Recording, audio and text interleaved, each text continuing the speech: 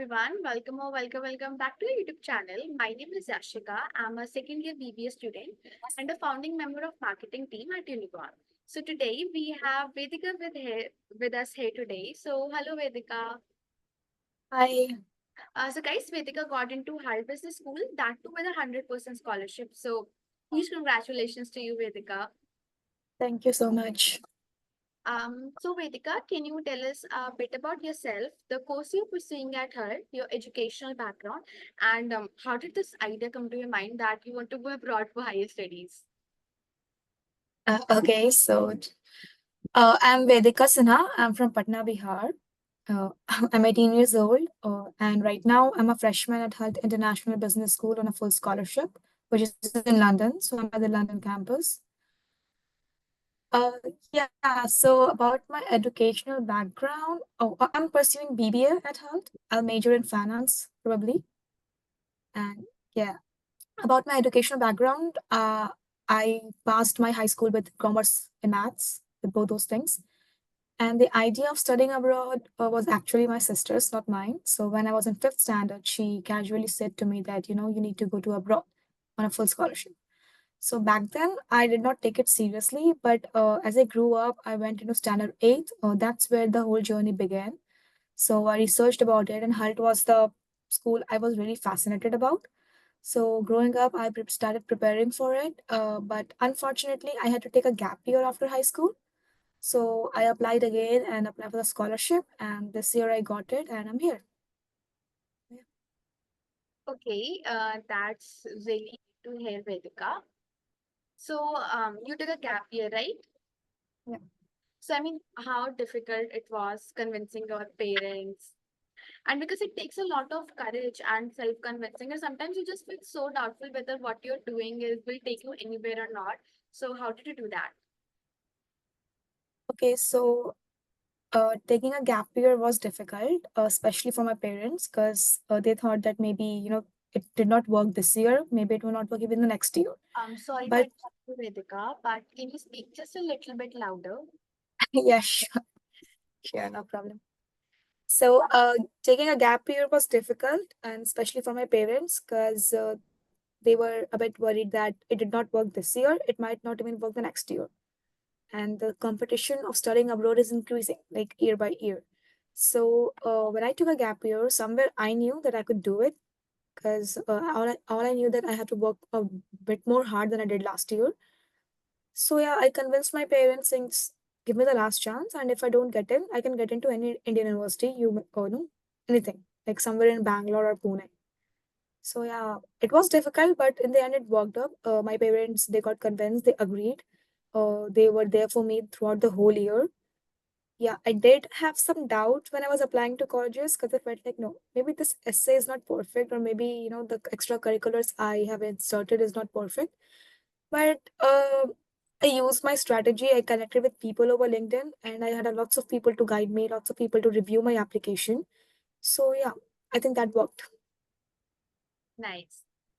So did you take any external help from a counselor or just did all the research and prep by yourself? No, honestly, I don't believe in the concept of counselors because it's easy. Like the way you know about JEE or NEET and you know where to register for your exam, it's the same way for studying abroad. You just need to research a bit more. So I already knew about this because I was researching since standard 8. And yeah, when I took the gap year, I needed someone to review my application to know whether, it's good or I need to add something or not. So I had a LinkedIn profile. So I connected with people who are studying at colleges mostly in the USA and on scholarships. So I connected with them. I asked if they could help. And LinkedIn is the best platform if you want to get guidance or something. And they did it. Like I don't know, 3 to 4 people reviewed my application. Two of them reviewed my essays particularly, and they all gave their feedbacks. And according to those feedbacks, I worked on it and I wrote my essay. And even I felt like that the new essay was is like way better than the previous one I had. So yeah. Okay, so I heard you applied to 25 colleges, withdrew your application from 10 of them, and out of Yeah. the rest 15, you got into 10 of them, that too with scholarships. I mean, how did you do that? Okay, so The first thing you need to know that not everyone can get into Ivy Leagues until unless you have a like the real profile they want or you have luck. So what mistake I did when I was in 12 that I applied to 10 colleges and 8 of them were Ivy Leagues and 2 of them were only normal colleges. So I got into only 2 of them and did not in any of the 8. So yeah, when I applied next year, I curated my profile according to, safety, dream, and reach, these 3 sections. So in that, I decided like which college is in my reach I can get into, and then which, if I don't get, this is the like one I couldn't really get into, even if I don't try or put any effort in. And dream was the one I really wanted to go in. So I created that one. I applied to 25, 20 of them through common application and 5 of them through coalition application. Both are the same basically. So I got the waivers from every them. So every like each of those platforms. So I did not have to pay a single dollar applying for colleges. But yeah, I withdrew from 10 of them. Yeah, 10 or 15 of them because when I researched a bit more about and had interviews with the college officials, I got to know that they may not provide a full scholarship to international students, like only 80% or 90%, something like that. And I needed 100% because even 10% sometimes costs us, like us international students, a lot. So I withdrew from all of them. And then 5 of them I got rejected. 10 of them, there were 6 I got accepted, 4 were there where I got waitlisted and deferred and then accepted. So yeah, so I think you need to know how your profile is and then categorize your colleges based on that. So that way you could know where your chances are and how you should do prepare for it.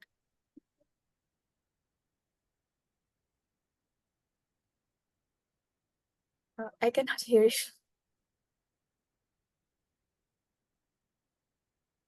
I was asking, did you apply regular decision or early decision? Oh, I did not apply ED to any colleges because I never wanted, no, I never wanted to be like bounded with, if I get in and if regret it later that it's not the college I really wanted to go in. But I applied early action. So that's where you don't get bounded. You get your decision early. You have the chance to wait till March until you get the decision from all of the colleges. So I applied early action at Hult, at Purdue, at Northeastern, these 3 colleges, and the others were in regular. Um, um, you have a strong academic background, I assume. So you might have gotten into top B schools over here in India as well. So what made you choose Hult over Indian B schools? Oh, I never applied to Indian universities, never. And why is it so? Is as I said that when I was in standard 8th, I started researching. Like I wanted to go in the field of business, so I came across Hult. It was like it fascinated me so much that I felt like this is the place I should go, or maybe somewhere not, like nothing else. And Indian universities, like they are good, but they are very competitive, and they have those reservation system which I don't like.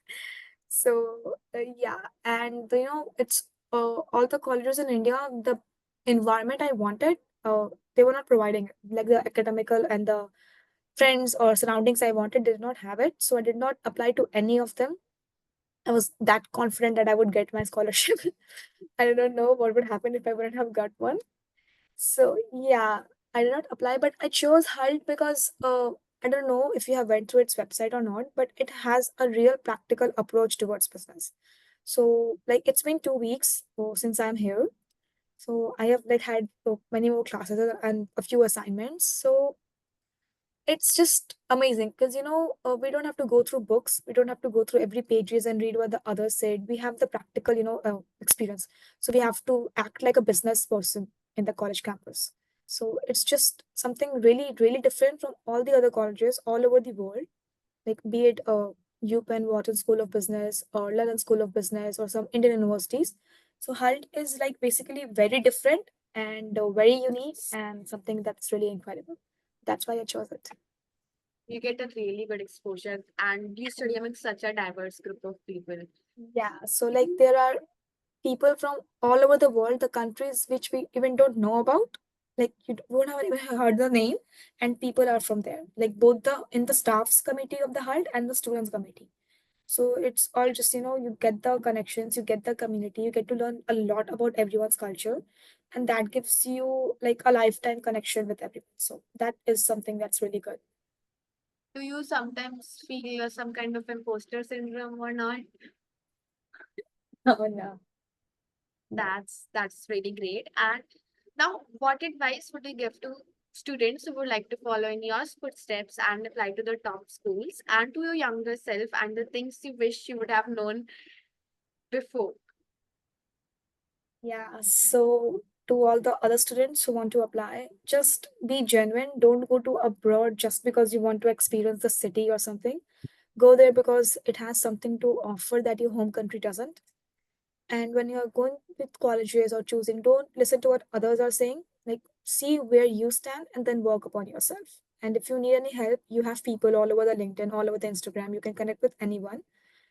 And yeah, and advice to my younger self, that would be, I wish I would have focused a bit more when I was in 12th. So I did not have to take a gap year. Not that I regret it, but still, but yeah, a bit more focused towards my extracurriculars and a bit more focused towards my study back in 12th, because I was a bit I became a bit lethargic in the starting of 12th.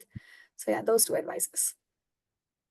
Now, lastly, like while you were applying abroad, you must have feel, I think, overwhelmed with the whole process. And I think at some point you felt like that's it. I can't do it anymore. So how did you deal with that?